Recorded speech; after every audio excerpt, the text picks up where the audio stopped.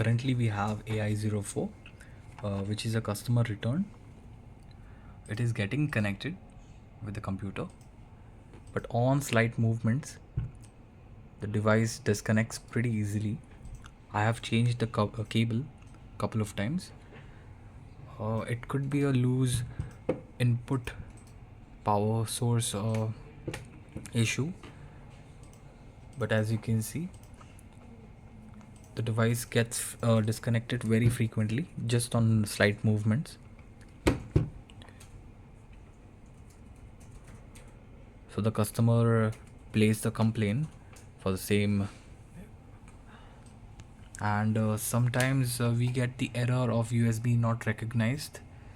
Currently I'm not getting that pop-up, but I will attach it in the case.